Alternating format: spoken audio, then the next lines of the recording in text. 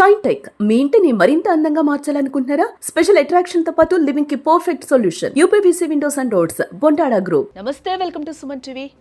సంపాదన ఎంత ముఖ్యమో దాన్ని కాపాడుకోవడం కూడా అంతే ముఖ్యం కదా. బట్ ఈ రోజుల్లో పరిస్థితులు పూర్తిగా మారిపోయాయి. ఒకప్పుడు పెళ్లికి జాతకాలు చూసేవారు, ఇప్పుడు సిబిల్ స్కోర్ చూస్తూ ఉన్నారు. మన ఫైనాన్షియల్ స్టేటస్ మన జీవితాన్ని, బంధాలను ఎంతలా ప్రభావితం చేస్తుందో దీన్ని బట్టి ఇక్కడ మనం అర్థం చేసుకోవచ్చు. మరోవైపు కష్టపడి సంపాదించిన డబ్బుతో హెల్త్ ఇన్సూరెన్స్ కడితే తీరా ఆసుపత్రి పాలైనప్పుడు క్లెయిమ్ రిజెక్ట్ అవుతుందేమో అనే భయం ప్రతి సామాన్యుని కూడా వెంటాడుతోంది. అసలు క్లెయిమ్ గ్యారంటీగా రావాలంటే ఏం చేయాలి? అలాగే 2026లో మన డబ్బుకి రక్షణగా బంగారం, రియల్ ఎస్టేట్, స్టాక్ మార్కెట్లో ఏది బెస్ట్ ఆప్షన్? క్రెడిట్ కార్డ్ని అప్పుల ఉచ్చులా కాకుండా ఒక ఆదాయ వనరుగా ఎలా మార్చుకోవాలి? ఇలాంటి ప్రశ్నలకు సామాన్యుడికి అర్థమయ్యేలా సింపుల్ సొల్యూషన్స్ ఇవ్వడానికి ఈ రోజు మనతో పాటు ఒక ప్రముఖ insurance and investment experts Harishwar Enugonda గారు మనతో పాటు జాయిన్ అవుతున్నారు. ఆయనతో మాట్లాడి మరిన్ని వివరాలు తెలుసుకుందాం. నమస్కారం హరీశ్వర్ గారు. నమస్కారం సార్, క్రెడిట్ కార్డ్స్ అందరి దగ్గర ఉంటాయి. ఈ రోజుల్లో క్రెడిట్ కార్డ్ లేనిది ఎవరు ఉండట్లేదేమో నాకు తెలిసినంత వరకు. అది శాలరీతో సంబంధం లేకుండా అందరి దగ్గర కూడా ఒక 2-3 కార్డులు అయితే మెయింటైన్ చేస్తూ ఉన్నారు. బట్ ఆ క్రెడిట్ కార్డ్ని ఎలా వాడాలి అనేది ఈరోజు ఎవరికి తెలియడం లేదు. దీని గురించి ఎక్స్ప్లెయిన్ చేస్తారా?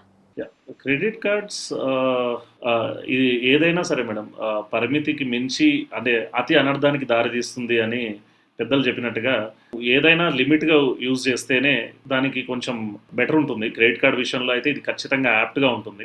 సో చాలామంది క్రెడిట్ కార్డ్ సిబిల్ స్కోర్ని పోగొట్టుకున్న వాళ్ళు ఉన్నారు. క్రెడిట్ కార్డ్ని ప్రాపర్గా మెయింటైన్ చేయడం ద్వారా సిబిల్ స్కోర్ని సంపాదించుకున్న వాళ్ళు కూడా ఉన్నారు. క్రెడిట్ కార్డ్ని వాడేటప్పుడు వీలైనంత వరకు ఒక 25-30% యూటిలైజ్ చేయాలి. అలా యూటిలైజ్ చేసేట్టుగా అయితే మాత్రం క్రెడిట్ కార్డ్ యూసేజ్ అనేది ఒకటి మంచి యూసేజ్ మంచిదని చెప్పొచ్చు. మీరు క్రెడిట్ కార్డ్ విషయంలో కనుక మీరు అడిగితే చాలామంది కార్డు ఉంది కదా అని చెప్పేసి ఒక విపరీతమైన ఒక స్పెండింగ్ ధోరణి, ఒక ఎమోషనల్ బిహేవియర్తో ఇమ్మీడియట్గా వెళ్ళి ఏది కావాలంటే అది స్వైప్ చేసుకోవడము, అది బిల్లు కట్టే నాటికి అది చాలా భారంగా అయిపోయి కూర్చోవడం. సో తద్వారా మినిమం బ్యాలెన్స్లు పే చేసి దాన్ని టైమ్లీ పే చేయక ఇంట్రెస్ట్లు పెరిగి అది టైమ్లీ పే చేయక వాళ్ళ నుంచి కార్డు ప్రొవైడ్ చేసిన బ్యాంక్స్ నుంచి కాల్స్ తీసుకోవడము, సివిల్ స్కోర్ పోగొట్టుకోవడం ఇలాంటివి జరుగుతుంటుంది.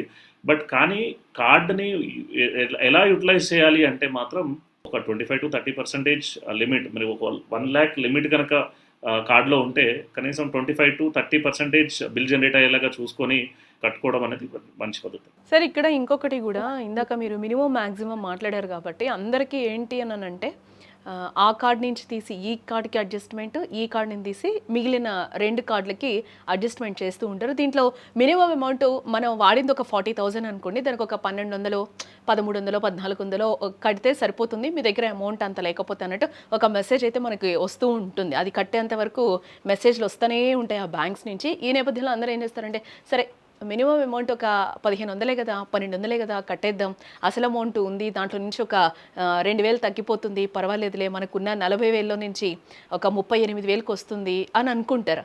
ఇది ఎంతవరకు కరెక్ట్? ఇది అసలు మినిమం అమౌంట్ అనేది మనకి కార్డులో అసలు యాడ్ అవుతుందా సార్? మినిమం అనేది కార్డుకి మనం బిల్ పే చేస్తే ఖచ్చితంగా యాడ్ అవుతుంది మేడం. కాకపోతే ఇది కరెక్ట్ పద్ధతేనా అంటే మాత్రం ఈ పద్ధతి అయితే కరెక్ట్గా కాదు.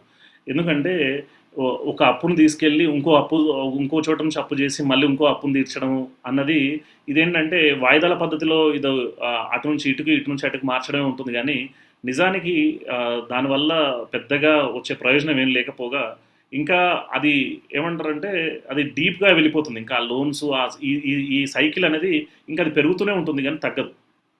సో ఎప్పుడైనా సరే నేను ఇందాక చెప్పినట్టుగా కార్డును అనేటివి, క్రెడిట్ కార్డ్ తీసుకోవడం అనేది ఒక రెస్పాన్సిబిలిటీతో యూజ్ చేయాల్సిన అవసరం ఉంది.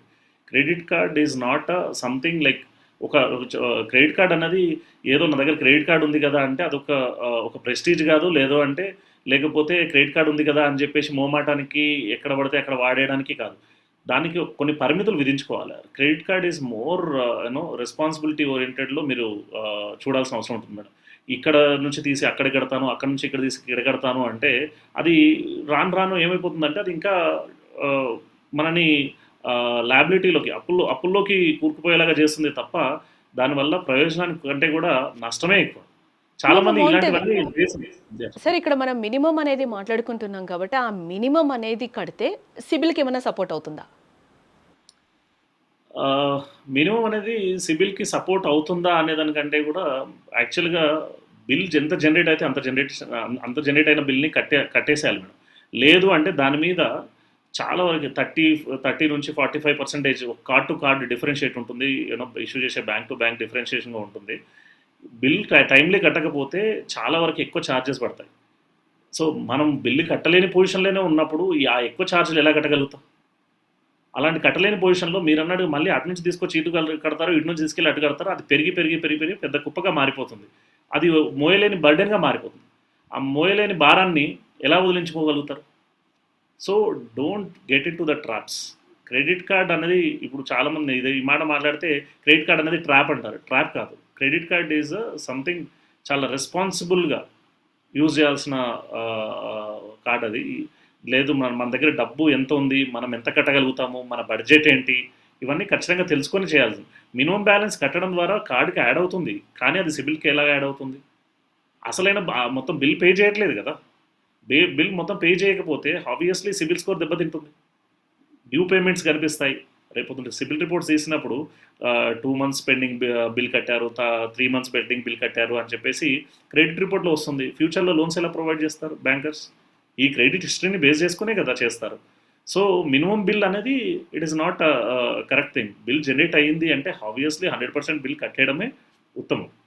100% బిల్ కట్టేసిన తర్వాత మళ్ళీ మనకి బిల్లు జనరేట్ అవుతుంది అని అనుకోండి. అంటే లేని వాళ్ళం ఏం చేస్తారు, ఈ సాలరీ వచ్చిందంటే కట్టేయడము, తర్వాత ఏమి మొత్తం స్వైప్ చేసుకుందాంలే అప్డేట్ అయిన తర్వాత అని అనుకుంటూ ఉంటారు కదా చాలామంది.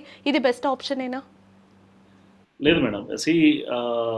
క్రెడిట్ కార్డులో ఇప్పుడు మొత్తం అంటే 100% యూటిలైజేషన్ కూడా చేస్తుంటారు. మీరు అన్నట్టుగా సిబిల్ స్కోర్కి ఇది కూడా లింక్ అయి ఉంటుంది.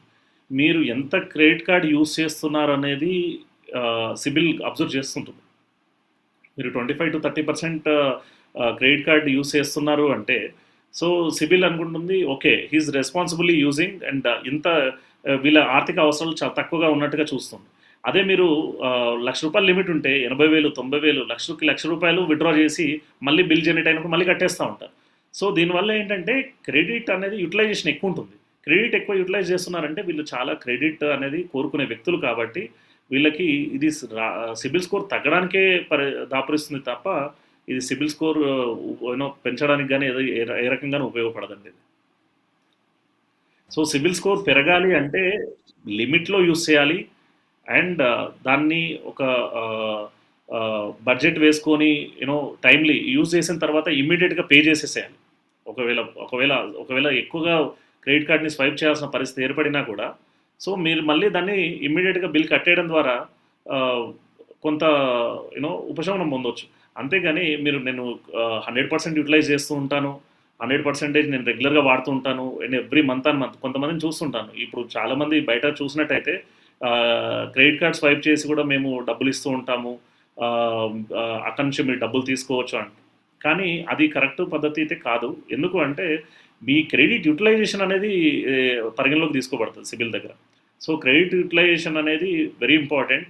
ఖచ్చితంగా క్రెడిట్ కార్డ్ని 30% లిమిట్ లోపే యూజ్ చేయాలి. మీకు ₹1,00,000 ఉంటే 30,000 లోపే క్రెడిట్ కార్డ్ బిల్ జనరేట్ అవ్వాలి, అంతవరకే యూజ్ చేయాలి. అంతకంటే ఎక్కువ యూజ్ చేయాల్సిన అవసరం వచ్చినప్పుడు అది 1-2 సార్లు లేదంటే అవసరాన్ని బట్టి మారుతుంది. అంతేగాని నేను ప్రతి మంత్ 70%, 80%, 90%, 100% నేను యూటిలైజ్ చేసుకుంటా అంటే సిబిల్ ఎలా ట్రీట్ చేస్తుందంటే మీరు ఎక్కువ క్రెడిట్ని కోరుకునే వ్యక్తులు అని చెప్పేసి ఆ సిబిల్ స్కోర్ తగ్గే ఛాన్సే ఉంటుంది కానీ పెరగడానికి అది ఎలాంటి ఉపయోగం లేదు. Right sir, thank you so much me valuable టైంని మాతో కేటాయించినందుకు. ఎస్, చూసారు కదా డబ్బుని ఎలా మేనేజ్ చేయాలో తెలియకపోతే ఎంత ప్రమాదమో, తెలియక మనం చేసే చిన్న చిన్న తప్పులు కూడా ఎంత పెద్ద నష్టాన్ని తీసుకొస్తాయో. ఈ ఎక్స్పర్ట్ చెప్పిన సలహాల్లో మీకు ఏది బాగా ఉపయోగపడుతుందని అనిపించిందో కింద కామెంట్ చేయండి. అలాగే మీకు ఏదైనా ఫైనాన్స్ సందేహం ఉంటే కింద కామెంట్ రూపంలో తెలియచేయండి. దాన్ని మీ తరపున మేం నిపుణులను అడిగి సరైన సలహా ఇచ్చేందుకు ప్రయత్నిస్తూ ఉంటాం. ఇలాంటి మరిన్ని financial secrets, money saving tips కోసం మా ఛానల్ని ఇప్పుడే సబ్స్క్రైబ్ చేసుకోండి.